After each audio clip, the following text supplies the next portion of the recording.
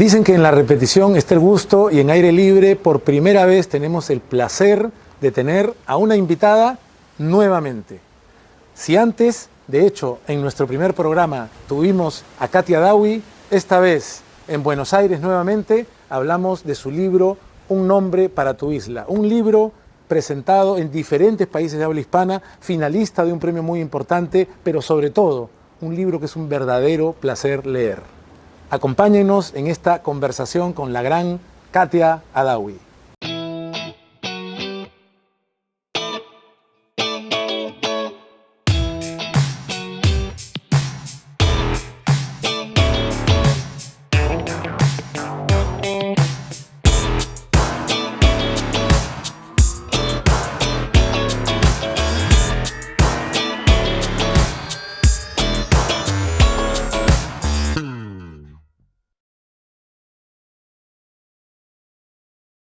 Querida Katia.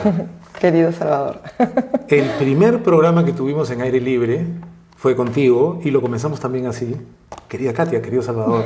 Sí. Y es una alegría muy especial que seas la primera autora, la primera persona que recibimos felices por segunda vez en Aire Libre para celebrar ahora la publicación de tu libro Un nombre para tu isla. Te agradezco, muy contenta de estar al aire libre otra vez. Qué bueno, qué bueno. ¿Qué título tan bonito? ¿Te gustó? ¿De dónde vino? ¿Cómo, qué ¿De dónde surgió? Sí, ¿qué cosas te llevó a un título tan bonito como este? La ducha. En la ducha me vienen muchas veces los títulos, ¿no? Entonces, me encantaba la idea que hubiera un tú incluido desde el título, porque mis títulos han sido siempre quiénes somos ahora o nunca sabré lo que entiendo, ¿no? Algo entre un yo y un nosotros, y este por fin le habla a un tú. Y esta idea de la isla, que es el otro, que es una misma, ¿no? Las zonas vetadas o veladas que tenemos de nosotros mismos. Porque también me da una sensación como lector, ¿no? Como de una fantasía que muchos podemos tener, ¿no? De un lugar que pueda ser nuestro reino, un lugar para nosotros, un nombre para tu isla, como si fuera tu propio territorio, ¿no? Un territorio al que vas a buscarte o en el que puedes ser tal cual eres, ¿no? Claro, una cartografía a la medida de tus sueños, ¿no? Tus deseos, tus necesidades, ¿no? Las islas lo que tienen claro es cómo llegas a ellas, ¿no? Por aire, por tierra, por mar, cómo se une una isla con otra. Eso a mí siempre me ha generado, ¿no? Y también esto que vivimos en Lima frente a una isla que se modificó tanto, ¿no? Y con la que no hemos sabido hacer nada, ¿no? Yo tenía entendido que en la isla San Lorenzo hubo una época una plaga de ratones, luego una de gatos, porque mandaron gatos para comerse los ratones. Bueno, luego tuvimos penal, la matanza de los penales, una residencia presidencial, pero es como una tierra muy eriaza, no hay nada que se pueda hacer ahí. Y sin embargo, alrededor no es un territorio de enorme vida, ¿no? No están todos los lobos, estuvieron ahí las aves guaneras, ¿no? Entonces, esto que una isla sea este territorio tan cambiante, ¿no? En el que se sedimentan y pasan cosas, y en nuestro caso la vemos desde enfrente y ahí está, ¿no? No la asimilamos. Y como dices también, claro, es una posible metáfora de uno mismo, ¿no? De una misma. Porque si esto fuera cierto, un nombre para tu isla puede ser también un nombre para uno mismo. ¿Qué nombre tengo ahora? Y me hace pensar en tu publicación anterior, tu novela ¿Quiénes somos ahora? Planteé esa pregunta. Y da la sensación, con un nombre para tu isla, que hay un viaje nuevo, que hay una búsqueda de una, creo que me quedo corto si digo de una voz nueva, de una identidad nueva. Y es curioso porque en el primer relato, tu narradora está en un avión. Es un viaje, viaja sola. Pareciera que la isla es el avión. Y entre otras cosas, la última frase de tu primer texto juega muy bien en pared con el título de tu libro anterior. El libro anterior era ¿Quiénes somos ahora? Y la última frase de tu primer relato es ¿de parte de quién? La propia narradora en tu relato revela en un punto, no quiero spoilear, al menos no demasiado, pero revela que ha dicho algunas mentiras a lo largo del cuento. Dice, he mentido, y comienza a decir algunas cosas. Y cuando deja los saludos para la amiga que se encuentra en el vuelo, para Claudia, dice, por favor, saludos a Claudia. ¿De parte de quién? ¿Quién está relatando ahora? ¿Quién es la voz que has dejado llegar a las páginas? Sí, yo noté justo, ¿no? Pasó que este primer cuento es el primer cuento que escribí para este libro y me dio un tono nuevo, un poco desconocido para mí. Por un lado, personajes que eran capaces de decir estoy mintiendo o que se reconocían mentirosos, ¿no? Como un juego de ficción dentro de la ficción, y por el otro me permitió a mí reír como yo suelo reír, ¿no? Esta chica del cuento tiene como una mirada, ¿no? Medio cínica y graciosa respecto de los demás, pero luego también vas viendo que sobre sí misma también, ¿no? Y es capaz de reírse un poco.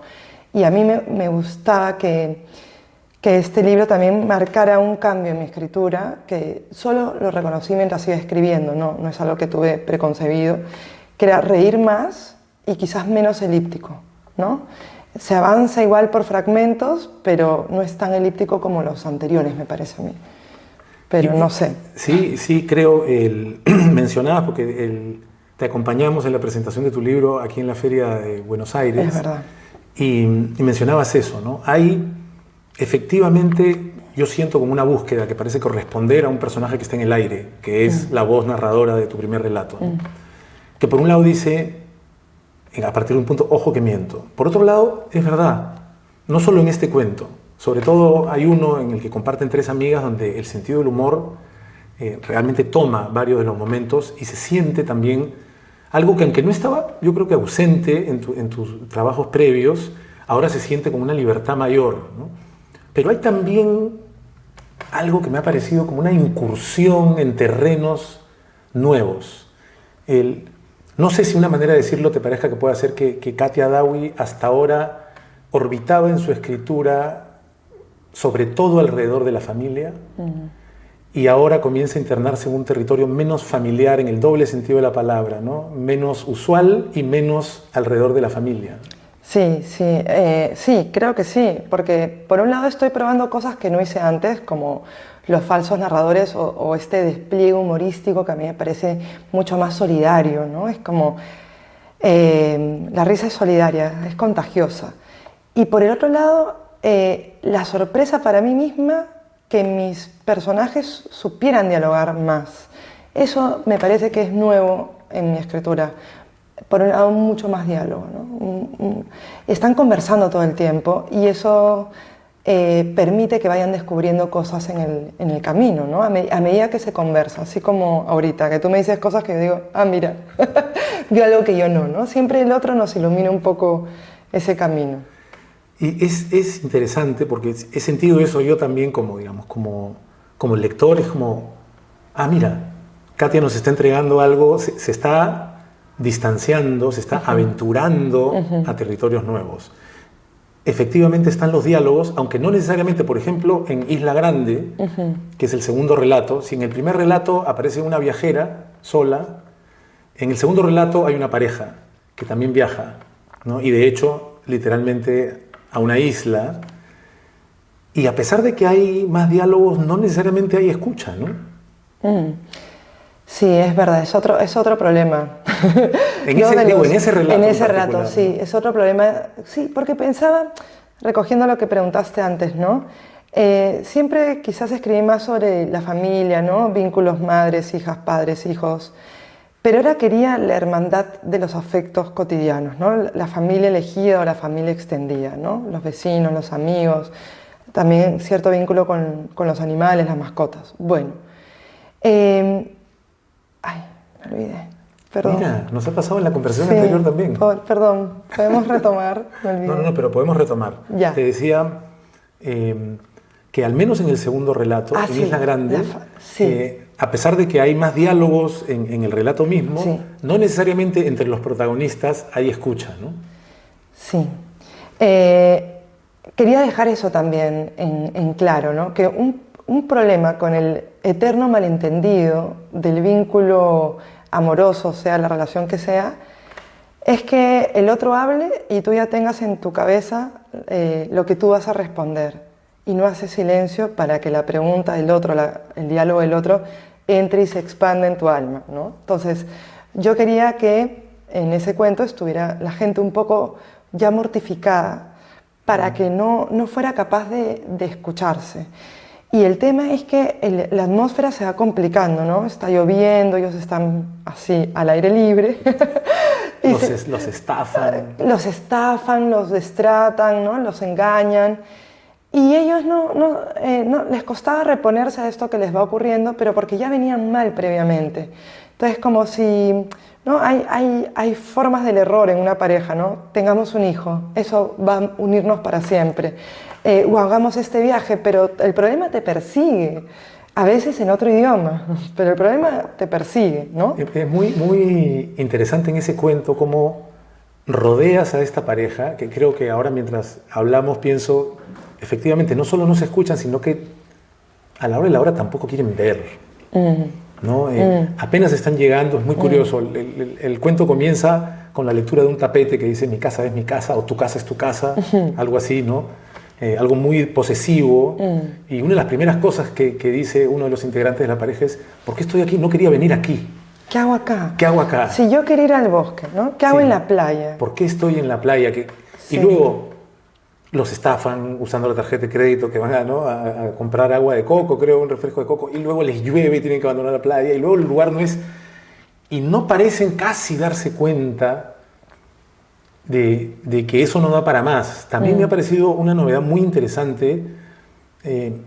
Antes sentía que cuando te leía, tu narradora era una observadora meticulosa, lúcida. Y me parece muy interesante explorar también una narradora que no necesariamente esté viendo o queriendo ver lo que se le está cayendo delante, ¿no? Sí, sí. Es una característica, siento yo, muy peruana, ¿no? La negación, el construir sobre lo que ya fue destruido pero sin limpiar los restos o pensar sobre estos restos, ¿no? Quería algo así, como que avanzaran en la negación. Ella está, creo yo, en el personaje femenino, como en un optimismo cruel hacia sí misma, ¿no? Avanzando pese a todo, queriendo salvar las cosas como sea. Pero creo que también esa es una tenacidad que se ha perdido por la inmediatez, ¿no? Yo pensaba para esta pareja como si fuera una pareja de la realeza británica, solo en el sentido que no te puedes divorciar, ¿no? ¿Qué pasa si no te puedes divorciar? Tienes que negociar todo y tienes que permitir que el otro sea un misterio para ti. Donde hay misterio hay sensualidad, hay deseo, ¿no? Hay erotismo, hay algo más por descubrir, por explorar. Entonces, yo creo que han tenido como un exceso de convivencia que los ha dejado poco interesantes para el otro, ¿no? Hasta que, para mi sorpresa, empiezan a entenderse más, como aceptar algo de la circunstancia y responder a favor, ¿no? Como bajar la queja, otra cosa muy peruana que tenemos, ¿no? La queja, el reclamo, el énfasis, el enojo, ¿no? Cuando se aquietan en su rabia, comienzan a pasarla bien y se dan cuenta de que todavía se quieren. Tienen un momento, ¿no? Al final tienen un momento casi que cuando bajan la guardia y se entregan, donde tú dices, esto podría ir mejor. Podría ir mejor, ¿no? Pueden flotar. Entonces crea una escena de flotación, ¿no? Pueden flotar. Esta es la levedad que a mí me interesa en la vida y en el cuento, ¿no? Esta es la levedad en la que la crispidez, lo ríspido se atenúa y por fin puedes pensar mejor, ¿no?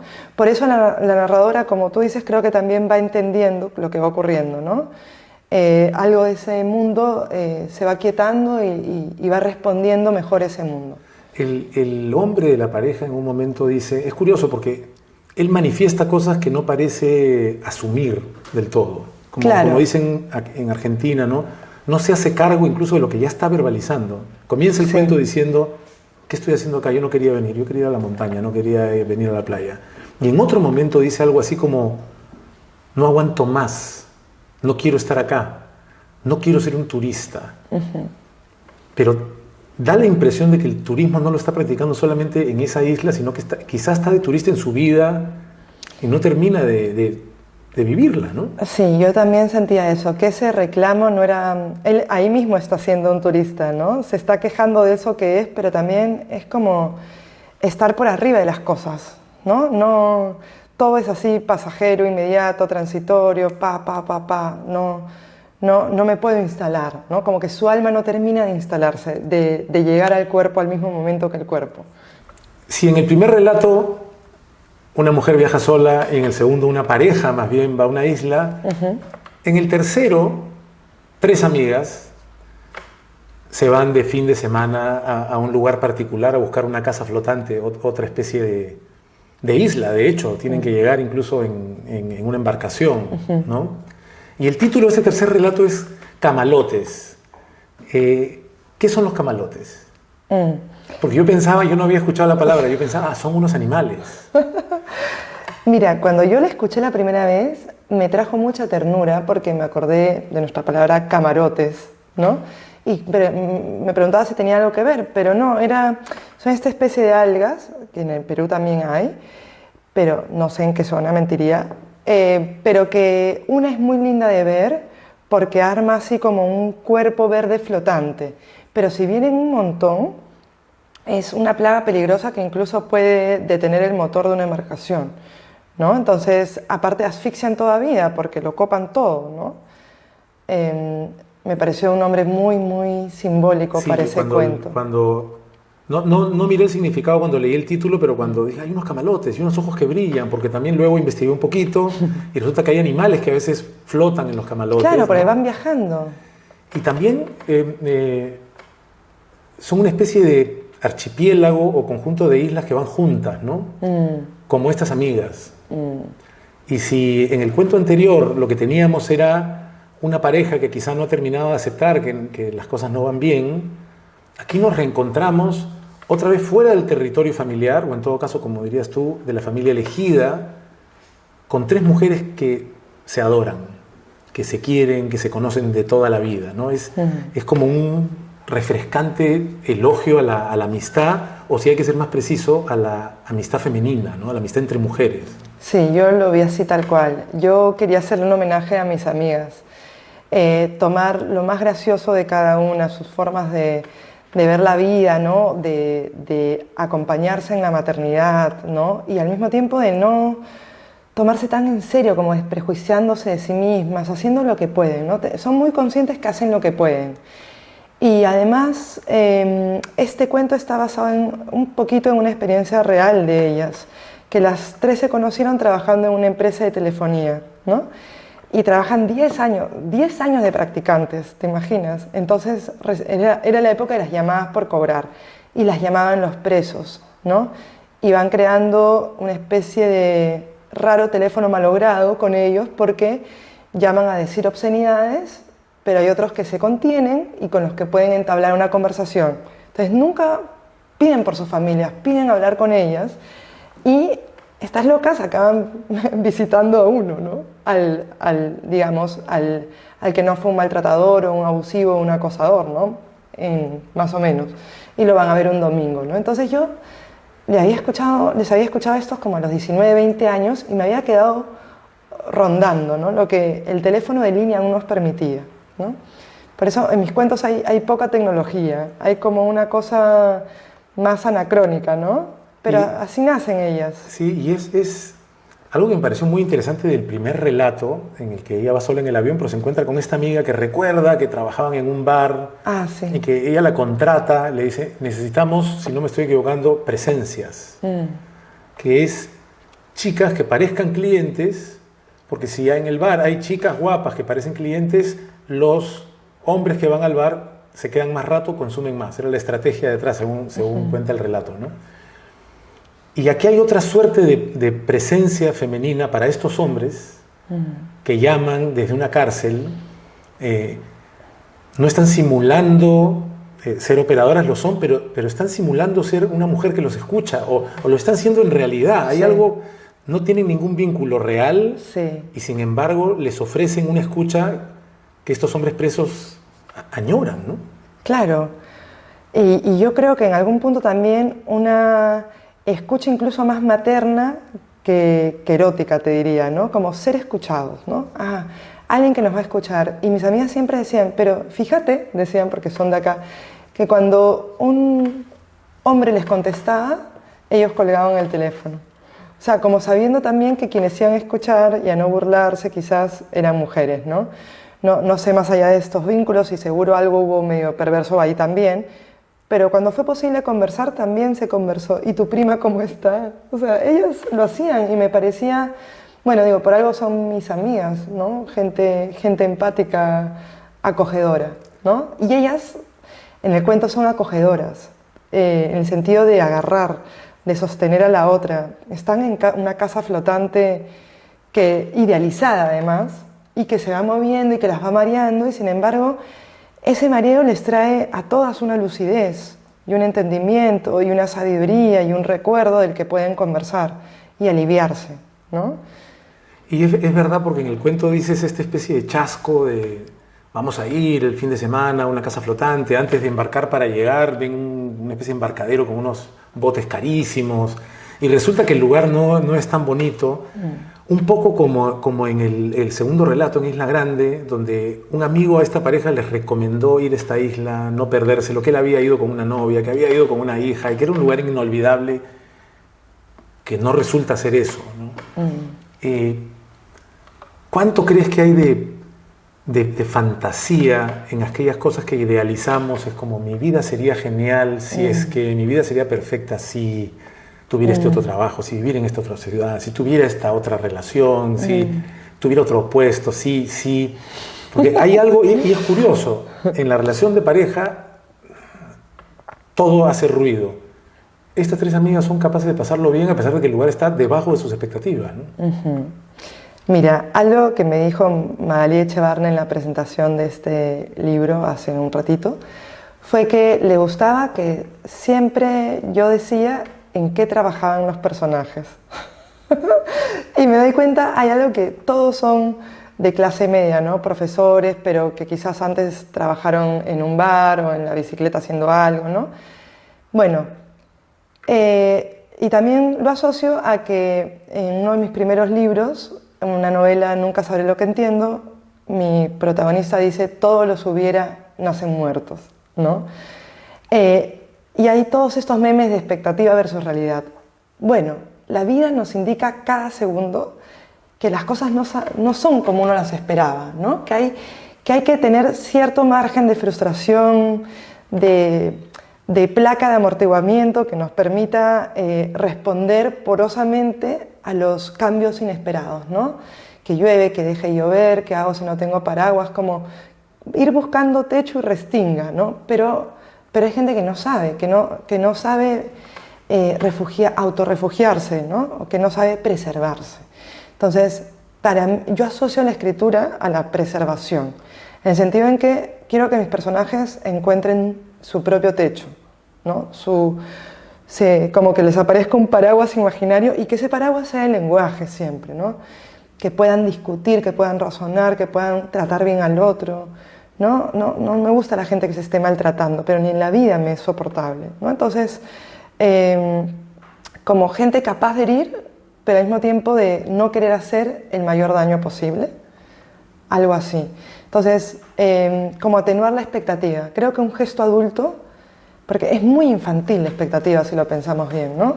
Es muy, y será así, este reino no me han dicho que es lindo, debe ser maravilloso, pero no sabes, hasta que no atraviesas el momento, ¿cómo sabes? Entonces, como ir con ilusión, la ilusión siempre es linda, pero sabiendo que puede haber desilusión.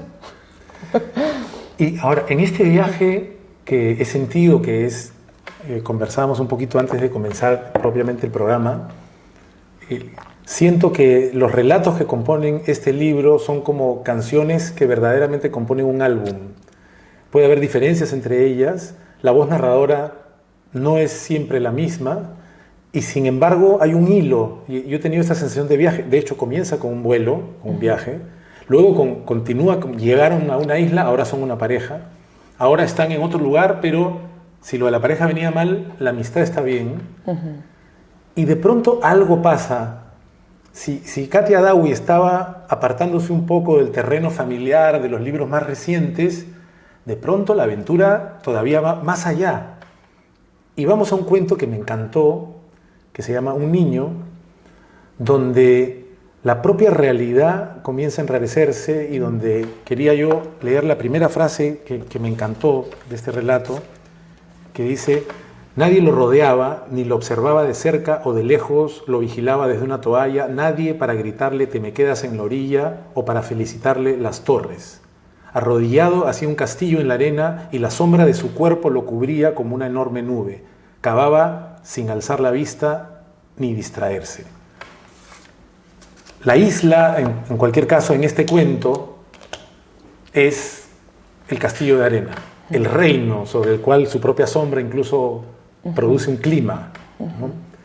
Si llegábamos a esta madurez de las amigas capaces de producir felicidad, solidaridad y cariño, aunque las expectativas del viaje estuvieran tan por debajo, ahora parece haber un regreso al niño que todos, ojalá, ¿no?, llevamos todavía dentro, ¿no? Sí. Hubo algo que una vez escuché, lo voy a decir mal, no me acuerdo bien, pero era así como que Nietzsche decía: hay que hacer tal cosa con la seriedad con la que juegan los niños. Y a mí me encanta ver niños jugar, ¿no? Así en la playa, están muy dedicados, nada los distrae, los llaman los padres, no quieren irse, están ahí. Y para este cuento se me fusionaron Perú y Argentina por fin, literariamente, ¿no? Porque está este chico que vende dulces en la playa, cigarrillos, caramelos, chicles, bueno. Y me pasó que en Lima vi a un chico que tenía un chupón de bebito atado, pero era muy joven para ser su padre. Entonces empecé a especular, qué raro este chico, de quién es ese chuponcito sin bebé, ¿no? Qué raro, y esto atado además al destapador, ¿no?, al encendedor, como, ¿no?, dos cosas de la juerga unidas a la infancia, siendo él todavía un niño. Esa imagen me conmovió mucho. Y lo otro es que acá en Argentina, cuando un niño se pierde, no es se perdió, o sea, puede haber eso en un instante, pero al otro se ponen al niño en los hombros y empiezan a aplaudir. Y se aplaude si es la playa, se aplaude por filas, si es el estadio, como una ola. Y yo pensaba que eso le hace al niño creer que está en su propia escena teatral, con lo cual desdramatiza su sensación de pérdida porque lo están aplaudiendo, ¿no? Claro, no se convierte en un trauma, sino más bien en un momento que recordar con... En la celebración, porque van a venir por él o se va a solucionar, pero calma el grito, porque no se grita, ¿ves? Es como un silencio, pero del aplauso. Eso a mí, cuando lo vi, me emocionó muchísimo. Entonces fusioné esas dos imágenes que tenía y puse en un momento, ¿no?, cuando empiezan a llevarse a este niño porque no tiene papá o dónde está su padre o su madre, puse, ¿no?, aplausos por un niño perdido, ¿no? Ahí entendí de qué trataba el cuento. Me dije, es un cuento de un niño sin padre y un padre sin hijo, que sin embargo va a haber un momento de mucho cuidado. ¿No? Él sabe que el niño está jugando, ¿no?, pero le preocupa qué va a ser de él cuando oscurezca. Y me sorprendió, además me pareció muy interesante que este niño, que varios adultos comienzan a ver completamente solo, como relata el inicio del cuento, sin nadie que lo esté mirando ni diciéndole te quedas por acá, mucho cuidado, no se considera perdido y además rechaza el intento de llevárselo de una señora responsable que lo quiere llevar y dice en un momento: yo soy mi propio abuelo, que es una frase que me pareció como un relámpago en medio de este cuento, que me hizo sentir un niño con abuelo, un niño que lleva a su abuelo incorporado, es un niño que nunca va a estar perdido, ¿no? Hay algo de eso, ¿no? Javier Torres Se van en la mula me dijo: ese cuento me hizo acordar una frase de Cioran: la humanidad es un infierno de salvadores. Y me encantó, porque yo misma me he visto en la situación de preguntarle a un niño si estaba perdido y el niño decirme: no, estoy acá jugando, ¿no? Este miedo de que a la infancia le pase algo, entonces uno quiere proteger y de pronto no, solo es un niño jugando. Al mismo tiempo me ha pasado cuando tenía perro, que un niñito me empezó a seguir por mi perro y yo decía, qué fácil es que un niño te siga, esto es terrible. Y yo decía, por favor, regrésate, ¿qué timbre toco? No me sigas, no, ni al perro, no me sigas, ¿no? Entonces todas esas preocupaciones por la infancia están ahí, como dejarlo ser. Y ha pasado que ha tenido una lectura como de cuento fantástico, pero no tiene nada de... Hay una rareza que sé reconocer, pero no es fantástico. No me sorprende que te hayan dicho que parece un cuento fantástico. Hay un momento donde la voz narradora comienza a referirse a quien venía narrando. Y dices, ¿qué ha pasado acá? ¿No? Y luego está este gesto del niño. Dice, pero ¿dónde vives? Y señala hacia el fondo del mar, sí, en dirección al océano, ¿no? Sí. Que es a donde finalmente pues, se dirige. Ya me contengo para no adelantar más. Pero un relato muy lindo en el que, como te decía, siento que el viaje va de... Hay una voz narradora en el aire que luego llega a una isla buscando algo en medio de una relación que no funciona, que se refugia en las amigas y donde luego hay una sensación de recuperación o no sé, un homenaje a la pureza, a la tranquilidad del niño, ¿no? Sí. Me conmovió, no sé si es mi favorito. Creo que no, porque en todo caso tengo más de uno. Es mi favorito. Ese cuento lo quiero mucho. Porque es raro, ni yo sé de dónde salió. Pero hay algo, sí, hay algo que es nuevo para mí. Cuando me revela algo que yo no sabía, es mi favorito por un rato. Pero lo que ya venía bien, mejora todavía. Sigues en el relato que sigue, tal como está, me parece que se llama, este universo un poquito enrarecido que hemos visto con este niño solo en la playa, que dice que es su propio abuelo, que vive al fondo del mar, o si no en el horizonte del mar. De pronto nos encontramos con dos amigos, de la amistad femenina, del afecto a prueba de cualquier tipo de contexto, a este niño increíble de este cuento que ya sabes que si no es mi favorito está peleando por la punta. Pasamos a este relato extraño, interesante de dos personas que casi podría decirse que son como mellizos de alguna forma, ¿no? Dos amigos que juegan a ser el otro de alguna manera, ¿no? Sí, como intercambiar roles, ¿no? Y además se parecen mucho físicamente, pero nos decimos amigos compitiendo, ¿no? Hay algo ahí del reino del varón que va instalándose, ¿no?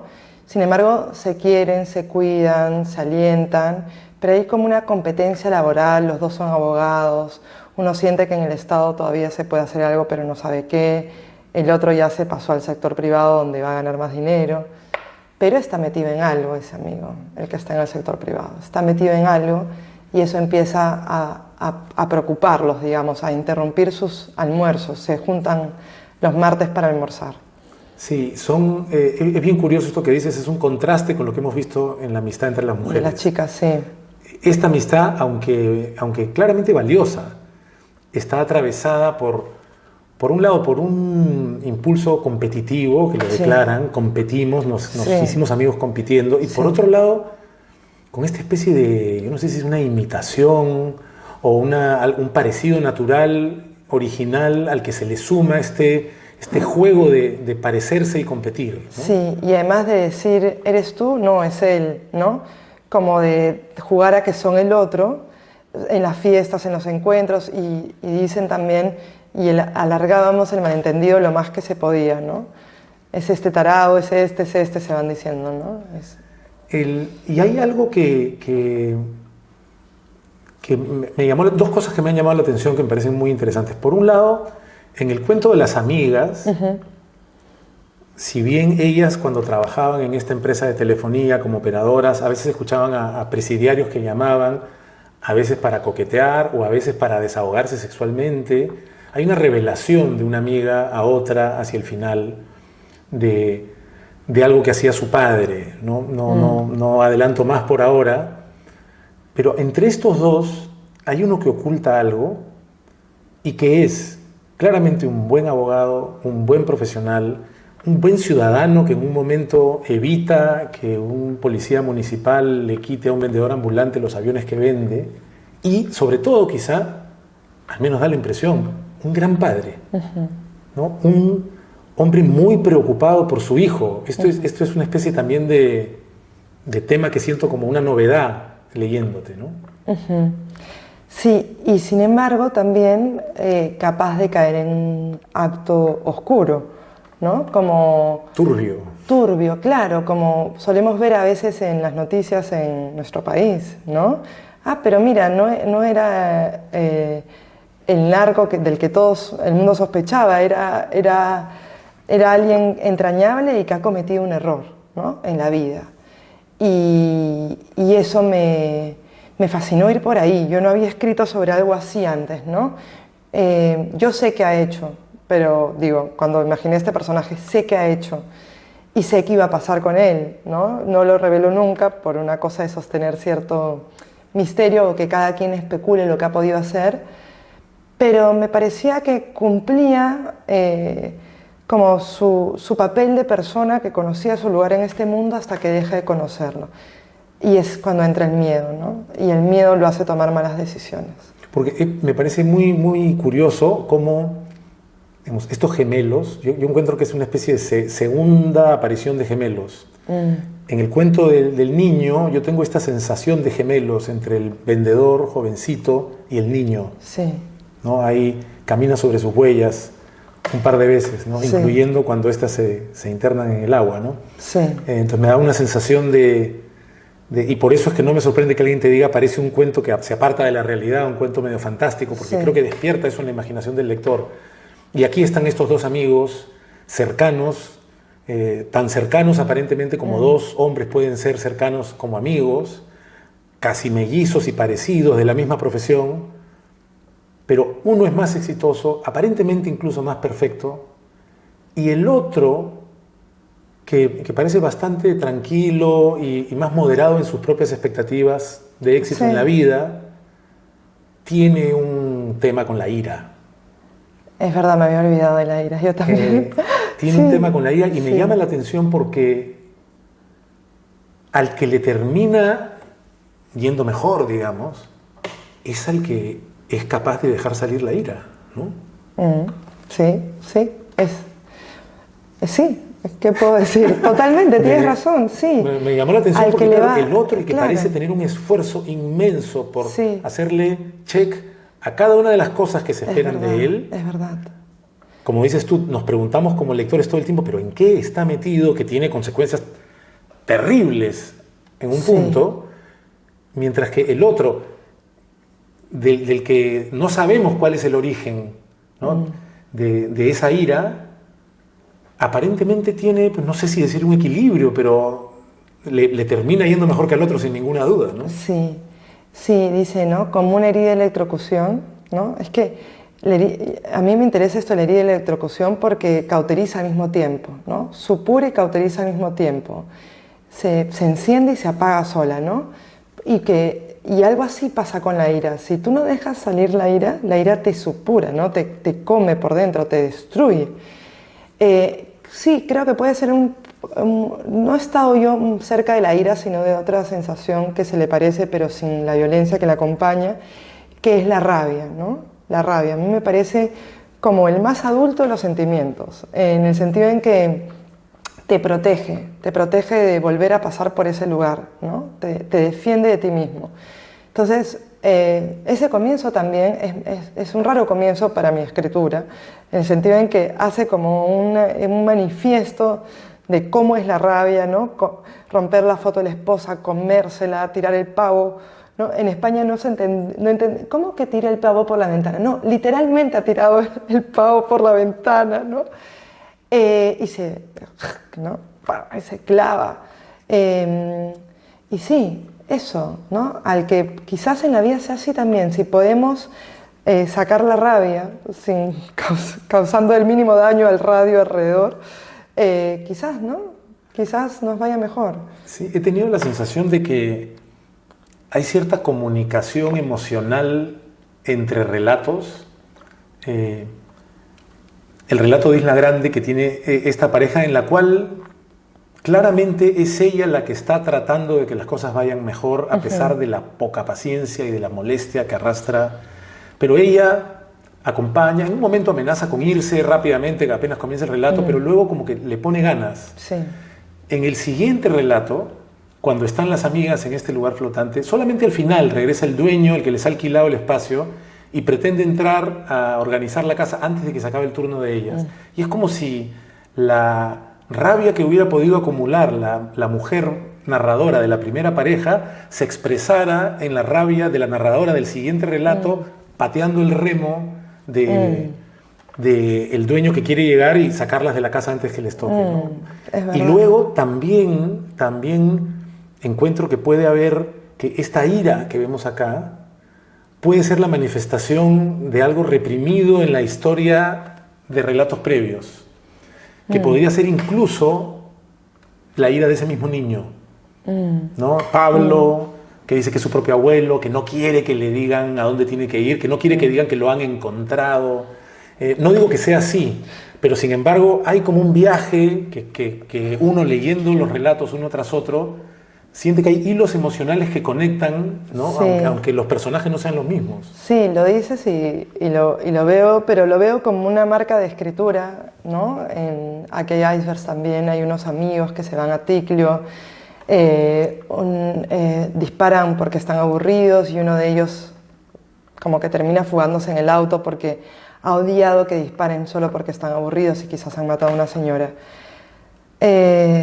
Sí, pienso cuando era chica y leí algo que había dicho Champagne, que él era actor para no ser asesino en serie, ¿no? Y me imagino que es una forma de tramitar la propia rabia, ¿no? Escribiéndola también, como no voy a salir a matar porque no estoy loca, puedo dar a las historias finales posibles, comienzos diferentes, ¿no? Esta cosa que sí podemos reconocer y que es una responsabilidad, que uno lo que escribe es inmediatamente, ¿no?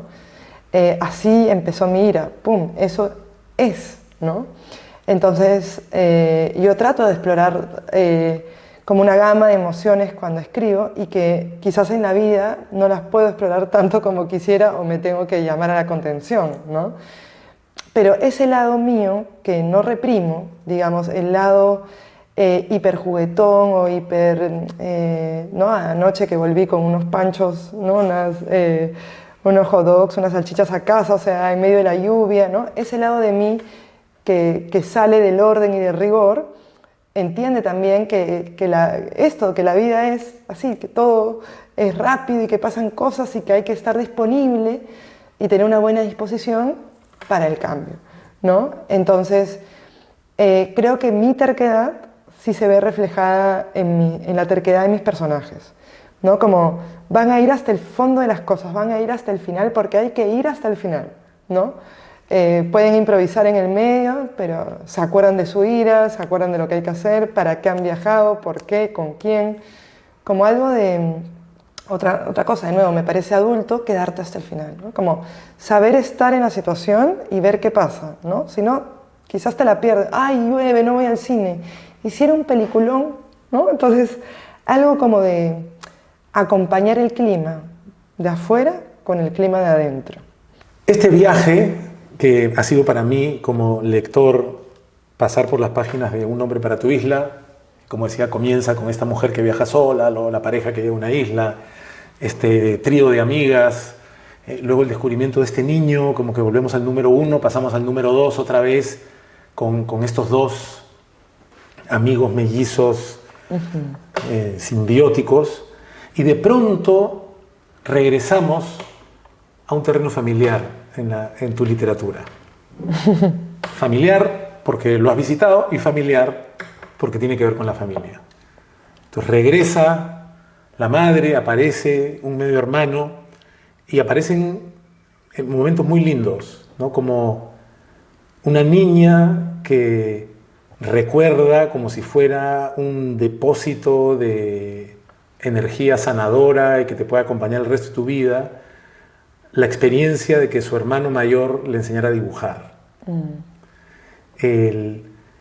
es muy lindo como en un momento la narradora dice además algo así como ella sintió que existía o que valía gracias a que sabía que su hermano la miraba. Apareció porque su hermano la miró.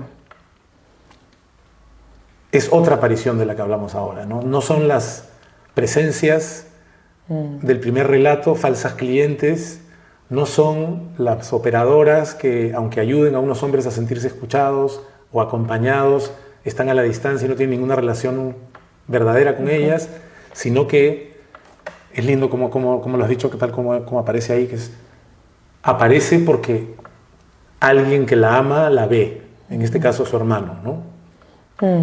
Sí, yo tengo una amiga que quiero mucho, Brenda, que me decía cuando yo tenía tipo 23 años, cuando escribas no pongas que la gente aparece. Me decía, la gente nunca aparece, está no está, pero aparecer no es magia. Y me quedó grabado que me lo dijera, aún hoy me lo acuerdo, y usé eso, ¿no? Como una profe, ¿no? Perdón, no es profe, el oficio se me cuela. No, como una redactora de un canal de tele, como fue mi caso, ¿no? En Canal N. Entonces, bueno, va apareciendo otra vez la figura de la madre, el medio, ¿no? Lo impar, esta hermana que es periodista y que no sabe dónde está su hermano porque está perdido a propósito en sí mismo y en otro país, o en otra isla, digamos. Y la hermana, cuando está triste o preocupada, empieza a dibujar. Todo el tiempo está haciendo dibujitos como papelitos, ¿no? Como una grafía obsesiva, pero a partir de esos primeros bocetos con su hermano, ¿no? Y hay un instante que para mí fue como epifánico cuando vuelve a la casa de su madre y encuentra en la mesa, como si en un papel de calcar se hubiera quedado la huella, el recorrido de esa punta de lápiz de los dibujos del hermano mientras le enseñaba, ¿no? Y en esa época me acuerdo estaba leyendo a John Berger, ¿no? Sus tratados sobre el dibujo, y decía que cuando uno dibuja no despega la mano de la mesa, ¿no? Y yo pensaba, cuando escribo es lo mismo, no despego la mano del papel, de la hoja, de la compu, ¿no? Entonces me vino así, por leer, ¿no? Una lectura trae otro o recupera pensamientos que uno alguna vez tuvo. Y hay una parte muy linda también donde la narradora dice algo así que dibuja rostros, es algo así como, y donde un ojo es el de ella y un ojo del hermano, ¿no? Sí. Otra vez encontramos un elemento de simbiosis, pero no de una manera, no digo que sea tóxica en el caso de los amigos, pero esa competencia y esa mimetización revela finalmente algo que no está bien, ¿no? Como el propio relato muestra en su desenlace, mientras que aquí lo que hay es como que el hermano está con ella, nunca va a dejar de estar con ella, aunque está en la otra parte del globo, ¿no? Sí, dice, verdad del corazón, dice, ¿no? Él me enseñó a dibujar. Entonces, en ese dibujo, y que la gente le dice, ¿cómo aprendiste a hacerlo, no? Dice, no, estos son trazos infantiles, sirven para todo, ¿no? Cara, dos ojos, boca, nariz, como un patrón, ¿no? Como el identikit que luego harán del hermano cuando se pierde. Pero esto de dibujar, dice, ¿no? Un ojo marrón y el otro pardo, ojos con heterocromía, los dos hermanos mirando lo mismo, ¿no? No, cosas que van ocurriendo mientras uno escribe. Pero que son hacen del viaje una experiencia de curiosidad que se alimenta permanentemente, de descubrimiento constante, como el hecho de que si ella aparece porque el hermano la ve, la madre cobra protagonismo porque el hermano desaparece. Totalmente, sí. En realidad el hermano no desaparece. La madre lo convierte en desaparecido para tener un momento de protagonismo, ¿no? Porque esto sucede, ¿esto es la guerra del Golfo, la época de la guerra del Golfo o la guerra de Irak? Después, Irak. La invasión a Irak. La invasión a Irak. Y él está en un país cercano y no responde las llamadas de la madre, ¿no? Sí, quizás como felizmente oculto en medio de esta tragedia, pero como diciendo, bueno, quizás aprovecho esta oportunidad para no estar. Y la madre lo convierte, como bien dices, en un desaparecido de verdad, ¿no? Y además mueve una maquinaria para que al hijo lo consideren como tal y ella pueda hablar por él, ¿no? Ella le da voz. No, y aparece en las noticias y llora. Y crea un drama. Y crea un drama, pero sobre sí misma. Donde además sabe qué le ha pasado? Exactamente, la protagonista es ella. Sí, todo el tiempo. El desaparecido es el hijo. Pero, como te decía, se siente que... Yo sentí al menos, ¿no? Estoy regresando a este terreno que ya había visitado gracias a tus relatos, a tu novela, a la familia. Este viaje que se inició yéndose no sabemos a dónde y que pasó por una cantidad de islas y lugares que flotaban, o una playa misteriosa, o estos dos amigos mellizos, de pronto nos trae de vuelta y rematas el libro con un relato precioso que se llama El arte de perder, cuyo comienzo, muy breve, también tiene una frase que me encantó. El día que regresé a Lima después de separarme, perdí el reloj. Me parece un comienzo brillante. También, si el libro comenzaba con este viaje, el día que regresé, acá se cierra un viaje previo a una mudanza. Y tú crees en las señales, tomarías como una señal: estoy llegando a mi ciudad natal y me roban el reloj, te roban el tiempo. Claro, olvídate de las horas, ¿no? Has vuelto el tiempo que ese viaje dure, ¿no? Y además porque a mí, mira, yo tengo reloj siempre, ¿no? Pero el lugar donde me olvido el reloj es en el avión. Estoy ya adelantando o sea, ese momento en que no sé qué hora es en el avión, lo disfruto también. Nadie puede decirte en el avión qué hora es exactamente. Nadie sabe esa respuesta, es un limbo muy raro, ¿no? Pero cuando estoy de vacaciones también me saco el reloj. Hay algo de, bueno, ya almuerzo, cuando cocino, o sea, algo también de olvidarte del horario, ¿no? Del rigor, del deber, algo de eso, ¿no? Entonces, dice, bueno, ok, ¿no? ¿Qué más me puedo robar a mí misma, ¿no? Que estar acá presente. Claro, y de alguna manera, si alguien te despojó del reloj, en realidad la protagonista al final de este viaje entra a una experiencia de despojarse. Sí. ¿No? Está llegando no para volver a Lima, está llegando para deshacerse de una cantidad de cosas que descubrirá como no necesarias, no indispensables. Se pregunta sobre qué es lo prescindible, ¿no? Porque va a dejar su departamento, lo va a dejar en alquiler por largo tiempo y se va a ir, ¿no? ¿Qué es para ti lo imprescindible? Aquello que no se puede ni regalar, ni vender, ni dejar en el camino. Sí, creo que las dos cosas que puse ahí, ¿no? La mesa vieja en la que uno escribe, come, se apoya, se recuesta, deja sus montículos, sus islitas de sus cosas. Sus marcas, por ahí. Sus marquitas, sí. Yo nunca me gustan las mesas así, poco laqueadas, ¿no? Las que se puedan marcar, que le caiga el calor, que le caiga el vino, que le caiga la chela, ¿no? Por eso se llama mesa auxiliar de cocina, para que venga en auxilio. Y también la bici. La bici para mí es fundamental, ¿no? Porque como yo no manejo auto, la bici me da la escala humana, ¿no? Pero me da la velocidad, me da la trepidancia. Entonces me encanta, por ejemplo, ir en la bici tomando fotos, porque la foto siempre algo ha quedado detenido pese al tremendo movimiento de la imagen, ¿no? Entonces me encanta esa velocidad de la bici, de no poder frenar, no todavía, ¿no? Irme de largo, sobre todo cuando no hay mucho semáforo y sientes esa energía, esa potencia de cuando montabas bici de niña y la vida todavía estaba muy por delante. Eso siento cuando voy en bici. Tengo esta edad, pero aún no envejecí, ¿no? Puedo ir.